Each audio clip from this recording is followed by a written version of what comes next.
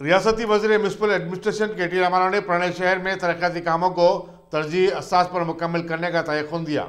Assembly में मजलिस के floor leader Akbaruddin Owaisi और बीजेपी के रुकन असम्बली राजा सिंह के सवालात का जवाब देते हुए के टी रामाराव ने एक मुफस्सिल जवाब दिया और बताया कि पिछले 75 वर्षों में जो काम नहीं हुए टीआरएस हुकूमत उनको अंजाम दे रही है। सड़कों की तोसी, फ्लाईओवर ब्रिज, दवाखाना उस्मानिया की हालत को बेहतर बनाना, शेल्टर होम का क़याम वगैरह का जिक्र करते हुए वज़ीर म्युनिसिपल एडमिनिस्ट्रेशन ने बताया कि ये सब काम मुकम्मल किए जाएंगे। बास कामों में ताख़िर हो रही है, लेकिन इस ज़मन में ज़्यादा फिक्रमंद होने की ज़रूरत नहीं है। के टी रामाराव ने एक एक प्रोजेक्ट और काम का हवाला दिया और कहा कि इन कामों की तकमील के लिए हुकूमत के पास फंड की कोई कमी नहीं है। खदीम हैदराबाद की शान और तारीखी बाक़ियात के तहफ़्फ़ुज़ के लिए भी हुकूमत की जानिब से अहम इक़दाम किए जा रहे हैं। अकबरुद्दीन अवैसी ने उर्दू की तरक्की और अक़लियतों की फलाह बहबूद से मुताल्लिक़ हुकूमतों की तरफ से जारी करदा 800 जियोस पर अमल दरामद का मसला उठाया। उन्होंने कहा कि हुकूमत को वाज़ेह करना चाहिए कि आखिर इन जियोस पर कहाँ कहाँ अमल हो रहा है। स्वच्छ ऑटो टिपर हम जल्द से जल्द शायद इस महीने के अंत तक आएंगे, तो उसमें 500 आपको ओल्ड सिटी में दिया जाएगा। मैं ये भी आपसे वादा करता हूँ। ఇది కాకుండా అధ్యక్ష స్పోర్ట్స్ కాంప్లెక్సెస్ కానీ స్విమ్మింగ్ పూల్స్ కానీ ఇప్పుడు 50 కోట్ల రూపాయలతో బండ్లగూడ దగ్గర ఖాస్లా దగ్గర ఒక స్టేడియం పనులు జరుగుతూ ఉన్నాయి. కాటేదాన్ వద్ద ఇంకోటి జరుగుతూ ఉంది. బార్కాస్ దగ్గర ఫుట్బాల్ స్టేడియం అది ఫలక్నుమాకి షిఫ్ట్ చేశాము. దాంతోపాటు ఖిల్వత్ మరియు శాస్త్రీపురం దగ్గర కూడా ఇప్పుడు కార్యక్రమాలు జరుగుతూ ఉన్నాయి. ఒక 19 కోట్ల రూపాయలు ఖర్చు పెట్టాం. అన్నపూర్ణ సెంటర్స్ గురించి వారు అడిగారు అధ్యక్ష. అన్నపూర్ణ సెంటర్స్లో ఈరోజు మొత్తం హైదరాబాద్లో 150 ఉంటే మన ఓల్డ్ సిటీలో 48 సెంటర్స్ ఉన్నాయి సార్. కానీ if there is demand, if there is more required, we are happy to support, we are happy to assist the people of old city definitely గా. అందులో ఇప్పటికి 2 కోట్ల మందికి భోజనం పెట్టగలిగాం కేవలం ఓల్డ్ సిటీలో. ఈ అన్నపూర్ణ సెంటర్లు ప్రారంభమైన తర్వాత 2 కోట్ల మందికి భోజనం పెట్టగలిగామని చెప్పి కూడా నేను తెలియజేస్తా ఉన్నాను అధ్యక్ష. आपने कहा कि नाइट शेल्टर की ज़रूरत है. नाइट शेल्टर फिलहाल अभी उस्मानिया में, नीलोफर में, महावीर और नामपली एरिया हॉस्पिटल में हमने 13 करोड़ रुपया खर्च किया और 5 अस्पताल में जो अटेंडेंट आते हैं उनके लिए हमने इनका आगाज़ किया. बट अगर और भी ज़रूरत है, अगर नाइट शेल्टर की ज़रूर करने के लिए गवर्नमेंट तैयार है. जहाँ कहीं भी जगह मिलेगा अपने को वहाँ कर लेंगे. मैं आपसे विनती करता हूँ. ఇది మాత్రమే కాకుండా మా రాజా సింగ్ గారు అడిగారు ఎంతమందికి ఈ ప్రధాన మంత్రి స్వనిధి అనే కార్యక్రమంలో వీధి విక్రయదారులు స్ట్రీట్ వెండర్స్కి ఎంతమందికి ఇచ్చారు. ఓల్డ్ సిటీలో అధ్యక్ష ఇప్పటికీ 38,499 మంది విక్రయదారులను గుర్తించాం. అందులో 38,170 మందికి కార్డులు ఇచ్చినాం. దీనివల్ల 10,000 రూపాయలు లోన్, అది గ్రాంట్ కాదు రాజా సింగ్ గారు, 10,000 రూపాయలు లోన్ ఇవ్వాలి. లోను ఇస్తుంది ప్రభుత్వం, కేంద్ర ప్రభుత్వం. ఇచ్చిన తర్వాత దాన్ని మళ్ళీ వారు ఇంట్రెస్ట్ ఫ్రీగా కట్టాలి. ఇది ఇప్పటికే 38,170 మందికి ఇవ్వడం జరిగిందని చెప్పి కూడా నేను తెలియజేస్తా ఉన్నాను. आपने जिक्र किया उस्मानिया का. हम ज़रूर, क्योंकि हेल्थ मिनिस्टर तो फिलहाल हेल्थ मिनिस्ट्री सीएम साहब देख रहे हैं, तो मैं उनके जहन में लाऊंगा आपकी जो ख्याल है, आपके जो विचार है. ज़रूर आपका और राजा सिंह साहब भी लोकल एमएलए हैं वहाँ के. उन्होंने भी कहा कि वहाँ फिर से अच्छे बिल्डिंग बनाया जाए और अच्छे से अच्छे ट्रीटमेंट दिया जाए. तो ज़रूर आपकी जो विचार है ज़रूर उनके सीएम साहब के जहन में ले जाएंगे. ఇది మాత్రమే కాకుండా అధ్యక్ష ఈ 7 ఏళ్లలో 8 ప్రసూతి ఆసుపత్రులు, 3 ఏరియా ఆసుపత్రులు, 7 కమ్యూనిటీ ఆరోగ్య కేంద్రాలు, 50 పట్టణ ప్రాథమిక ఆరోగ్య కేంద్రాలు, వీటిని బలోపేతం చేసినాం. చేయడంతో పాటుగా కొత్తగా 84 బస్తీ దవాఖానాలు పెట్టుకున్నాం అధ్యక్ష ఓల్డ్ సిటీలో. అందులో సంతోషం ఏంటంటే ఇక్కడ one statistics sir which I think is telling. ఈ ప్రభుత్వం వచ్చిన తర్వాత అధ్యక్ష జూన్ 2017 నుంచి ఇప్పటి వరకు, అంటే జూన్లో 2014లో ప్రభుత్వం వచ్చినప్పటికీ, మన రాష్ట్రం వచ్చినప్పటికీ కేసీఆర్ కిట్ అనే కార్యక్రమం వచ్చిన తర్వాత జూన్ 2017 నుంచి ఇప్పటి వరకు the number of deliveries in institutional deliveries in old city have gone up to 68%, sir. 68% పెరిగింది. It's a record in itself. 2,45,700 for that and making a request. So I सदर मजलिस और पार्लियामेंट बैरिस्टर सदन अवैसी ने लखीमपुर में एक मरकजी वजीर के फर्जंद की जानिब से एहतजाजी किसानों को कार से रौंदने के वाक़े की मजम्मत की और इस मामले की बरसरकार हाईकोर्ट जज के जरिए तहकीकात करवाने का मुतालबा किया. बैरिस्टर अवैसी ने कहा कि उत्तर प्रदेश के चीफ मिनिस्टर इस वाक़े की अहमियत को घटाने की कोशिश कर रहे हैं. अपोजिशन कायदीन को जो लखीमपुर जाना चाहते हैं उन्हें वहाँ जाने से रोका जा रहा है. बैरिस्टर अवैसी ने कहा कि वन खरीफ लखनऊ जा रहे हैं और इस दौरान वो खुद भी लखीमपुर का दौरा करेंगे. No, I am also now going to Lucknow to attend some TV channel conclave, and I also would like to go to Lakhimpur Kheri to show solidarity with the people who have been killed over there and who were really murdered by the union minister's son. He had mowed them down with his car. The car was in the union minister's name. They were shot, and it's a heinous crime. And so far, the arrests have not been made. And I'm sure that if the investigation is done by the Uttar Pradesh police, that investigation will not be fair. It will be completely biased. It is high time that the Modi government withdraws these 3 farm laws, and he should remove this minister who gave a provocative speech few days ago, which led to this incident of killings of the, and unfortunately a journalist also has been murdered. So from our side, we demand that this should be given to a sitting High Court judge or a Supreme Court judge, and that inquiry should be monitored by them. The government should pay ex gratia to the people who have been murdered by the BJP union minister's son, and they should be given a government employment. But why is the government stopping politicians and political parties' heads to go and visit that place? And I am also going to Lucknow to attend a TV conclave program, and I also have the intention to go over there. So it is highly condemnable. It is the responsibility of the Yogi government. They have failed in it. Basically, the Chief Minister has indulged in this policy of thok do. And that is why all these people have been emboldened to take law into their own hands. And now we have seen poor farmers who were protesting peacefully have been murdered, and the government is responsible for that. Thank you. Akbaruddin Owaisi ने Telangana assembly में पुराने शहर हैदराबाद के झीलों का मसला उठाया। Akbaruddin Owaisi floor leader मजलिस ने आज असेंबली में झीलों का मसला उठाया। उन्होंने पूछा कि पुराने शहर हैदराबाद में कितनी झीलों को तरक्की देने का काम मुकम्मिल किया गया है।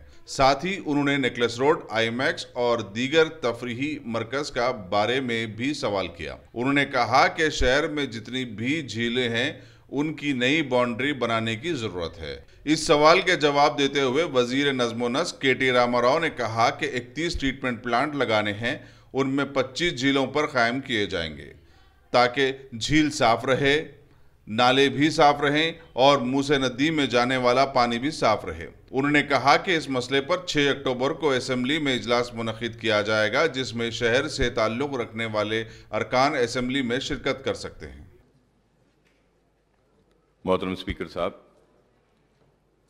सर मैं आपके ज़रिए मिनिस्टर साहब से चंद सवालात करना चाहता हूं इस ताल्लुक़ से। सर मिनिस्टर साहब ने अपने जवाब में कहा कि 185 लेक्स में से 127 लेक्स आइडेंटिफाई हुए हैं डेवलपमेंट के लिए, जिसमें से 48 लेक्स का काम मुकम्मिल हो चुका है। तो मैं मिनिस्टर साहब से ये जानना चाहूँगा कि इन 48 जो लेक्स मुकम्मिल हुए हैं, इसमें पुराने शहर के अतराफ़ व अकनाफ के कितने लेक्स हैं जो मुकम्मिल हुए हैं, और जो 185 में से 127 लेक्स को आइडेंटिफाई करे हैं डेवलपमेंट के लिए, तो पुराने शहर के अतराफ़ व अकनाफ के कितने ऐसे लेक्स हैं जो डेवलपमेंट के लिए जो लिस्ट बनाई गई है उसमें है, तो कौन से हैं उसका नाम दें। और स्पीकर साहब, मैं आपके ज़रिए मिनिस्टर साहब से ये भी जानना चाहूँगा कि सबसे बड़ा जो हमारे पास है शहर में, जिसको हम टैंक बंड के नाम से नौजवान नस्ल जानती है और जिसको हम हुसैन सागर कहते हैं, तो मैं आपके ज़रिए मिनिस्टर साहब से ये जानना चाहूँगा कि हुसैन सागर कितने एकड़ या कितने हेक्टर्स पर था और आज कितने उस पर है, और उसका एक्चुअल FTL क्या था, एक्चुअल बफर जोन क्या था। मैं मिनिस्टर साहब से ये भी जानना चाहूँगा कि वहाँ पर जो नेकलेस रोड आई है, क्या ये लेक में है या ये FTL में थी या ये बफर में है, एक। और फिर मैं ये भी जानना चाहता हूं कि आईमैक्स और दूसरे फूड कोर्ट्स है, तो क्या ये फूड कोर्ट्स, ये आईमैक्स और दूसरे रिक्रिएशन के जितने भी हैं, क्या ये लेक में है या ये एफटीएल में है या बफर में है? और सर द रीजन फॉर सुल्तान शाही मुगलपुरे में इतवार की रात देर गए दो पड़ोसियों के दरमियान झगड़े के दौरान हमले में मोहम्मद फैयाज और उसके दो साथी जख्मी हो गए। पुलिस का कहना है कि आपसी झगड़ा है जिसकी बुनियाद रकमी लेन देन है और इसे फिरकावाराना नौरियत का करार दिए जाने की कोशिश की जा रही है। पुलिस ने मोहम्मद फैयाज और उसके दो साथियों मोहम्मद दूर और सैयद नवाज पर हमले के सिलसिले में अरुण कुमार, सूरज, प्यारा, ललित सिंह, विनय, गोविंद और दूसरों पर मुकदमा दर्ज कर लिया है और आगे की तहकीकात में मसरूफ है। बताया जाता है कि अरुण ने फैयाज को 20,000 रुपए की रकम की वापसी का मुतालबा करते हुए फोन करके बातचीत के लिए सुल्तान शाही को तलब किया था। दूसरी तरफ फैयाज ऐसी किसी रकम के बाकी होने से इनकार कर रहा था। Deputy commissioner police south zone गुजराला भोपाल ने मीडिया से बातचीत करते हुए इस वाकये की तफसीलात से वाकिफ करवाया। आइए सुनते हैं ये तफसीलात। आज शाम को अराउंड 9:30 सुल्तान शाही एरिया मुगलपुरा पुलिस लिमिट्स में एक 2-3 लड़कों के बीच में एक झगड़ा हुआ। इसमें एक आदमी मुस्लिम है और दूसरा पार्टी में एक हिंदू है। अब दोनों अपने पुराने पहचानने वाले एक दूसरे को एक पैसे के वास्ते उनका बीच में थोड़ा झगड़ा हुआ। उसके बाद पुलिस को इन्फॉर्मेशन आई और पूरे यहाँ आके पूरे कंट्रोल में ले लिया। यहाँ पे कोई ऐसी झगड़ा की माहौल नहीं है, यहाँ कम्प्लीटली नॉर्मल है। अभी ये इश्यू जो है केवल सिर्फ 2 इंडिविजुअल्स के बीच में इश्यू है, इसमें कोई कम्युनल की कोई चीज़ नहीं है। पूरा यहाँ पे सिचुएशन पूरी नॉर्मल है। चीफ मिनिस्टर के चंद्रशेखर राव के दफ्तर और कानून साज कौंसिल के रुकन के कविता ने ऐवान में तेलंगाना को मरकज की जानिब से दरकार मदद न मिलने की शिकायत की और कहा कि जीएसटी में रियासत का जो हिस्सा होता है वो मरकज अब तक वापस नहीं किया। उन्होंने कहा कि माली दुश्वारियों और कोरोना वायरस की वबा के चलते भी चीफ मिनिस्टर के चंद्रशेखर राव की ज़ेर क़यादत हुकूमत ने अपने मुलाजिमीन को तनख्वाहें भी दी। यही नहीं बल्कि पीआरसी का भी ऐलान किया। అనేక రాష్ట్రాలు జీతాలు ఇవ్వలేనటువంటి పరిస్థితుల్లో ఉంటే మన రాష్ట్రాల్లో జీతాలు సమయానికి ఇవ్వడమే కాకుండా పీఆర్సీ పెట్టి ఉద్యోగులందరికీ జీతాలు పెంచడం కావచ్చు, ఇట్లా అనేక కార్యక్రమాలు ఒకటి కాదు రెండు కాదు కంటిన్యూస్గా చేస్తూ వచ్చినాం అధ్యక్ష. ఇవన్నీ కూడా పారదర్శకమైన ప్రగతిశీలమైన ప్రతిభావంతమైనటువంటి మన గౌరవ ముఖ్యమంత్రి గారి నాయకత్వంలో జరుగుతున్నా అనడంలో ఎటువంటి సందేహం లేదు. కాకపోతే ఇంత మన రాష్ట్రంలో కష్టపడి అనేకమైనటువంటి కొత్త పాలసీలు తెచ్చి అభివృద్ధి కోసం మనం ప్రయత్నం చేస్తున్నప్పటికీ కూడా కేంద్ర ప్రభుత్వం నుంచి మాత్రం రావాల్సినటువంటి సహకారం వస్తలేదని అనేక సందర్భాలలో మనం ఈ చట్టసభలో కావచ్చు బయట కావచ్చు అనుకోవడం జరుగుతూ ఉన్నది.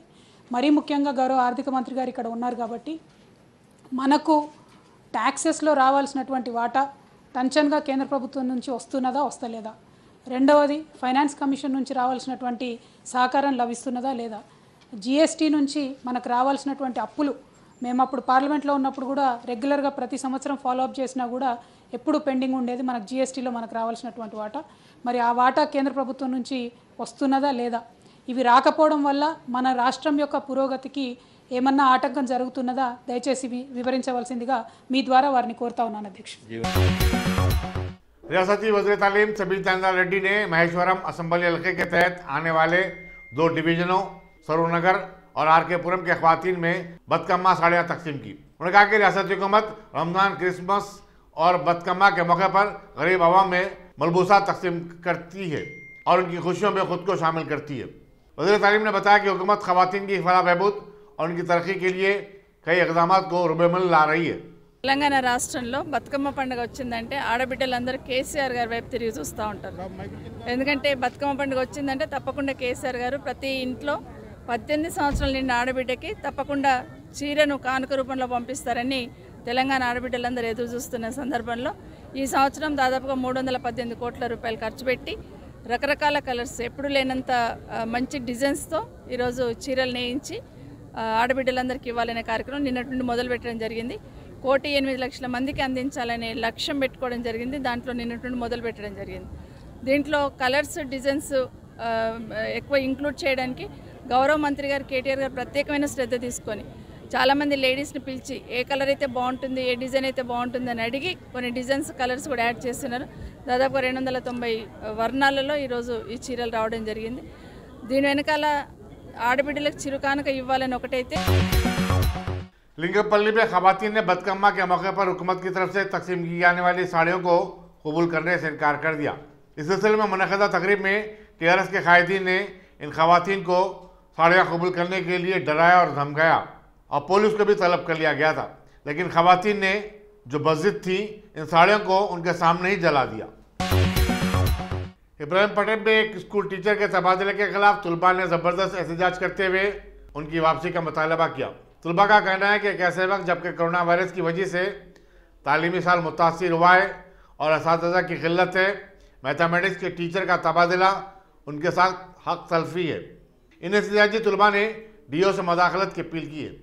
మేడిపల్లి నక్కర్త యాచార మండలం రంగారెడ్డి జిల్లా జెడ్పీహెచ్ఎస్ స్కూల్ ఏదైతే ఉందో ఇక్కడ నుంచి డిప్యుటేషన్ పైన ఒక టీచర్ని బదిలీ చేయడం జరిగింది. ఇక్కడ డిప్యుటేషన్ బదులు ఇక్కడ ఎక్స్ట్రా ఉంటేనే బదిలీ చేయాల్సిన విషయంలో ఇక్కడ లేకున్నా కూడా ఉన్నట్టుగా క్రియేట్ చేసి పంపించారు. అలా పంపించినా కూడా మేమేం అనట్లేదు, కానీ అదే ప్లేస్ లో ఒక హెచ్జిటి స్కూల్ టీచర్ ని తీసుకొచ్చి మేము ఈమె 10th క్లాస్ వరకు చెప్తుంది అని చెప్పి, ఈమె క్వాలిఫైడ్ టీచర్ అని చెప్పి వీళ్ళు స్కూల్ వాళ్ళు హెచ్ఎం వాళ్ళు ఏదైతే చెప్తున్నారో అది దురదృష్టకరం. ఖచ్చితంగా ఎవరినైతే రిటర్న్ పంపించారో ఆ టీచర్ ని రిటర్న్ తీసుకురావాలి, ఇక్కడే ఆమె చదువు చెప్పేటట్టు చేయాలి. లేదు అంటే అదే స్థాయిలో ఉన్నటువంటి టీచర్ ఎవరైతే ఉన్నారో వాళ్ళనన్నా ఇక్కడికి తీసుకురావాల్సిన బాధ్యత కూడా వీళ్ళపైన ఉంది అనేది తెలియజేస్తా ఉన్నాం. గత 2 సంవత్సరాలుగా కరోనా తోటి ఇబ్బంది పడ్డారు. 2 ఏళ్ల నుంచి 9th క్లాస్ చదవలేదు, 8th క్లాస్ చదవలేదు. వాళ్ళు ఇప్పుడు 10th క్లాసు. వాళ్ళకి ఏ సబ్జెక్టు ఏ టీచర్ చెప్తుందో కూడా గుర్తుపట్టలేని స్థితి. शमशाबाद की एसओटी ने शुरामपल्ली के पास एक एसयूवी को रोककर उसकी तलाशी ली, जिसमें 5 किलो गांजा बरामद हुआ, जो कि भद्राचलम से हैदराबाद को मुंतकिल किया जा रहा था। पुलिस ने कर्नाटक के मुतवत्तिन मोहम्मद गौस और हैदराबाद के मोहम्मद अहमद समेत 5 अफराद को हिरासत में ले लिया। बादशाह मुज़मिन को मजीद कार्रवाई के लिए राजेंद्रनगर पुलिस के हवाले कर दिया गया। संगारेड्डी के मंजीरा नदी में छोटे भाई को बचाने की कोशिश में बड़ा भाई गरकाब हो गया। तफसीलात के मुताबिक टोली चौकी का रहने वाला 23 साल मोहम्मद सैफ नदी के किनारे सेल्फी लेने के दौरान गिर पड़ा और उसको बचाने के लिए उनके बड़े भाई 25 साल मोहम्मद सुहेल ने नदी में छलांग लगा दी। मौके में आपाशी के हुक्काम ने सिंगू डैम के दरवाजों को बंद करते हुए सैफ को बचा लिया, लेकिन सुहेल नदी में बह गया। हुक्काम ने डैम के दरवाजों को बंद भी किया, लेकिन सुहेल का पता नहीं चला। मकामी लोगों का कहना है कि उन्होंने एक नाश को पानी में तैरते हुए देखा है, लेकिन नाश ताहाल दस्तयाब नहीं हुई। लखीमपुरी जाने के दौरान कांग्रेस की जनरल सेक्रेटरी प्रियंका गांधी के साथ पुलिस ज्यादतियों के खिलाफ कांग्रेस के कारकुनों ने, जिनमें खवातीन की बड़ी तादाद शामिल थी, गांधी भवन से बीजेपी के दफ्तर का घेराव करने के लिए रवाना हुए, लेकिन पुलिस ने उन्हें अजंता गेट के पास ही रोक लिया और गिरफ्तार करके करीबी पुलिस स्टेशन को मुंतकिल कर दिया। बादशाह इन तमाम की रिहाई अमल में आई। सदर नशीर वकबट मोहम्मद सलीम ने रियासती वज़ीर म्यूनसिपल एडमिनिस्ट्रेशन KT रामाराव से औकाफी मसाइल समेत अक़लियतों के अहम उमूर पर बातचीत की और ज़ेर इल्तिवा उमूर की तफसीलात से वाकिफ करवाया। मोहम्मद सलीम ने IND टुडे को बताया कि कल मंगल को KT रामाराव से एक और मुलाकात के बाद इन तमाम मसाइल का हल दरियाफ्त कर लिया जाएगा। उन्होंने कहा कि रियासती हुकूमत अक़लियतों के मसाइल को हल करने और उन्हें ज़्यादा से ज़्यादा राहत पहुँचाने के लिए संजीदा है। हमारे वर्किंग प्रेसिडेंट TRS के हमारे KTR साहब ऑनरेबल मिनिस्टर से आज हमारी मुलाकात हुई और माइनॉरिटी के मामले में भी डिस्कशन हुआ और इंशाल्लाह ताला जो है जो भी है इमाम मज़हरों का है और भी चीज़ें हैं, स्कॉलरशिप है, दलित तो अपने इसका भी है जो स्कॉलरशिप का है, बहुत सी चीज़ें हैं, उसके बारे में डिस्कशन बहुत से बातें हुए। इंशाल्लाह अल्लाह का एक करम है कि आज उन्होंने भी ठीक है बोले, फिर कल भी एक बार मिलना है सुबह में। इंशाल्लाह ताला कल भी बातचीत होंगी, क्योंकि ऑफिसरों की जो काम है हर चीज़ पर डिस्कशन हुआ, स्टाफ को कैसा रखना चाहिए, क्या है किधर, और जो वफ़ के डेवलपमेंट पे, प्रॉपर्टियों के डेवलपमेंट पे क्या क्या करना है, डेवलपमेंट गवर्नमेंट के गारंटी रेट से, वफ़ के फंड से जो भी है कल फाइनल बात कल हुई इंशाल्लाह। आज मुलाकात हुई आज KTR साहब से।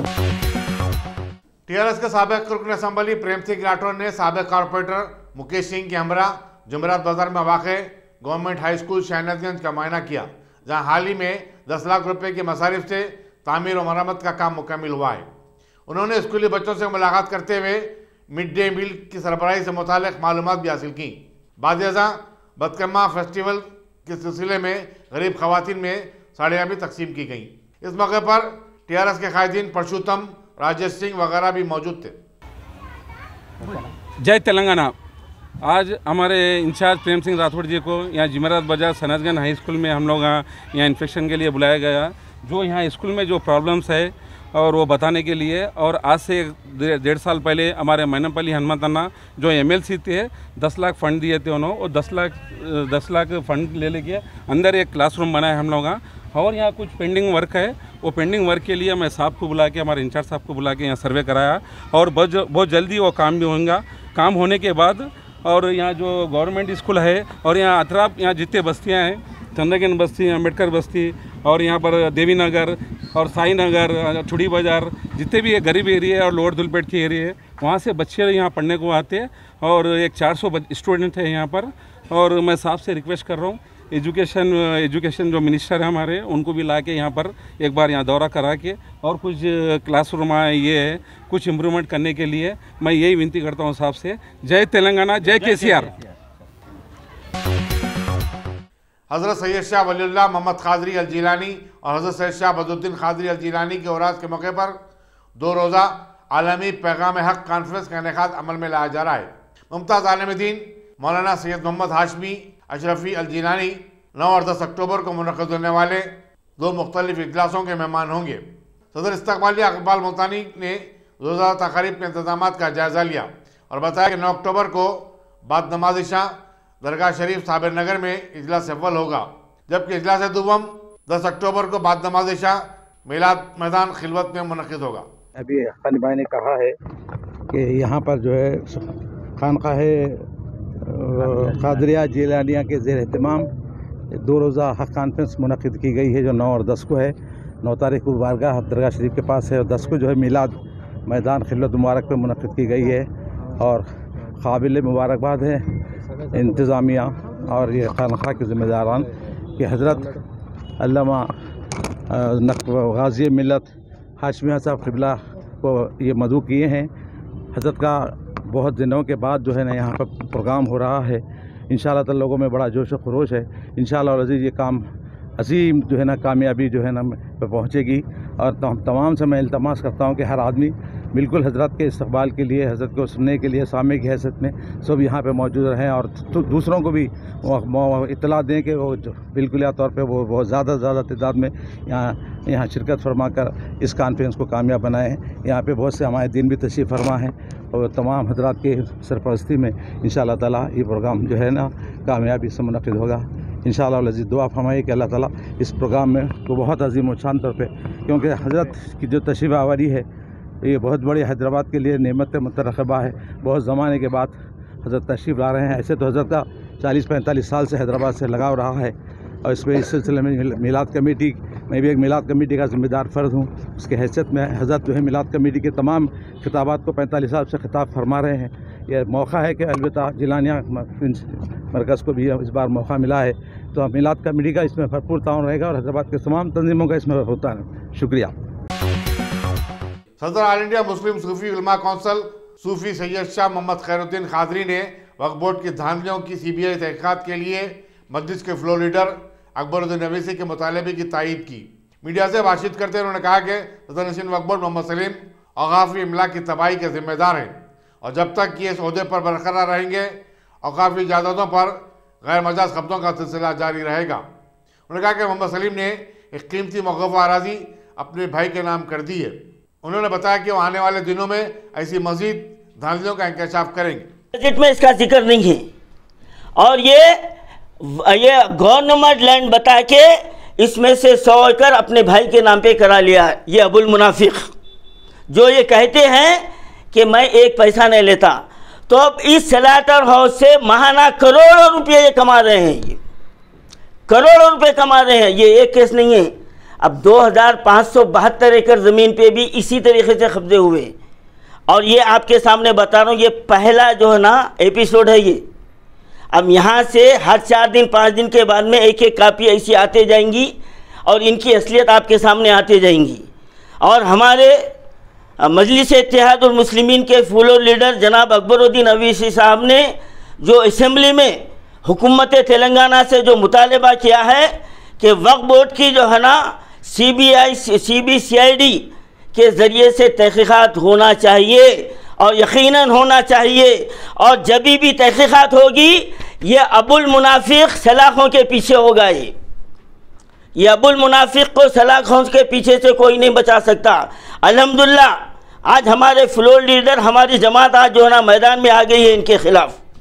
और यकीनन अब ये इसकी दौर जो ना ज़्यादा जाने वाली नहीं है। और अब तमाम मुसलमानों से मेरी ये पुरजोर गुजारिश है, ख्वाहिश है कि अब आप लोग इसके ख़िलाफ़ मुहिम शुरू कीजिए। अब ये MLC की सीट के लिए KCR के हाथा पैना पड़ के मुसलमानों की जायदाद को टिमरिस के नाम पर हुकूमत के हवाले करने का ये पूरा प्लान बना चुका है। अभी हाल ही में सेंटर वक्त से भी कुछ बजट आया था, वो उस बारे में था। हाँ, बड़ा अच्छा सवाल किया आपने। शर्म की बात है कि यहाँ हमारे तेलंगाना में वक्फ बोर्ड जो नाजायज़ कब्जे किए हुए उनसे केस हार रहा है। और वहाँ पर दिल्ली में जाके हमारे वज़ीर दाखिला मुख्तार अब्बास नकवी साहब से मिलके कहते हैं कि तेलंगाना के औक़ाफ़ प्रॉपर्टी के प्रोडक्शन के लिए, हिफाजत के लिए आप फंड दीजिए। 200 करोड़ रुपए का वहाँ पर जो ना मंजूर हुए हैं।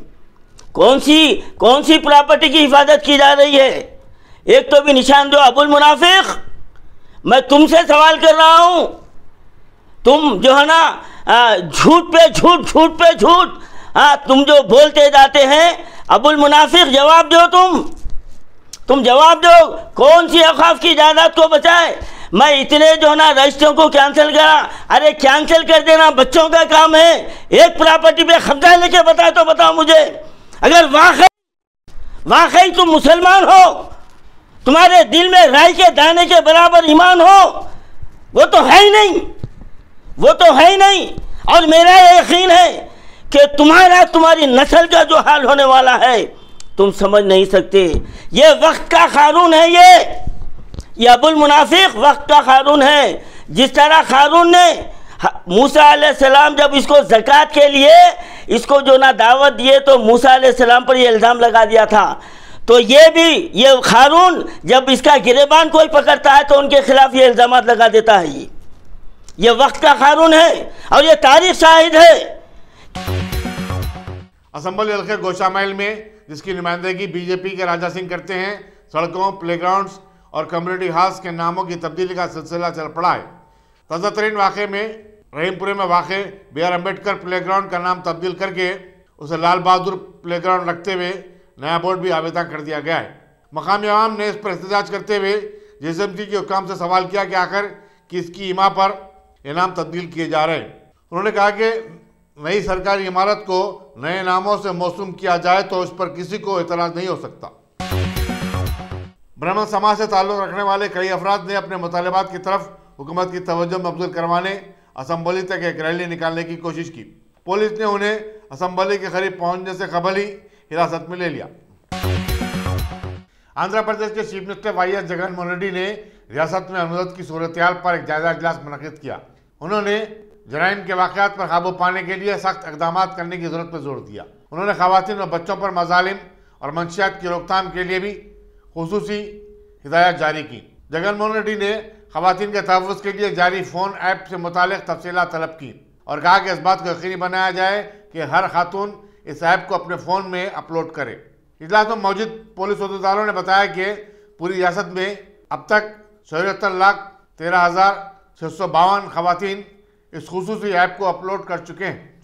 All the colleges, all the universities, first take it up as a target. అన్ని కాలేజీలు, అన్ని యూనివర్సిటీస్లో ఇటువంటి యాక్టివిటీ ఎక్కడైనా జరుగుతూ ఉందా లేదా అనేది ఫస్ట్ మ్యాపింగ్ చేయండి. జరుగుతూ ఉన్నాయి అని మీకు ఎక్కడైనా ఇన్ఫర్మేషన్స్ వస్తే దానిని ఎలా న్యాప్ చేయాలనే దాని మీద ఒక కాంక్రిటైజ్డ్ ఎఫర్ట్ పెట్టండి. So that, because ultimately the sale point for any of these narcotics is only colleges. The colleges and universities is sale point. So colleges and universities lo idi percolation anedi gana manam gana aapagaligite at least నన్ను అడిగితే ఒక 70-80% చోటు 70-80% అనేది నేను కట్టడి చేయగలుగుతాం. Plus we will also get the leads. అక్కడికి చేర్చేవాడు ఎవడు అని వన్స్ ఆ లీడ్ దొరికితేనే you can go back to the tree, పైదాకా తీసుకొని పోయి we can nab them. So it's very important that ఈ కాలేజెస్ అండ్ యూనివర్సిటీస్ మీద take it up as a challenge. Instruct all the SPs, instruct all the commissioners to come up, including SCBs also, to put ప్రత్యేకమైన focus attention దీని మీద పెట్టి, దీని మీద మాత్రం every 4 weeks when we have a review on law and order, దీనికోసం time కేటాయించండి.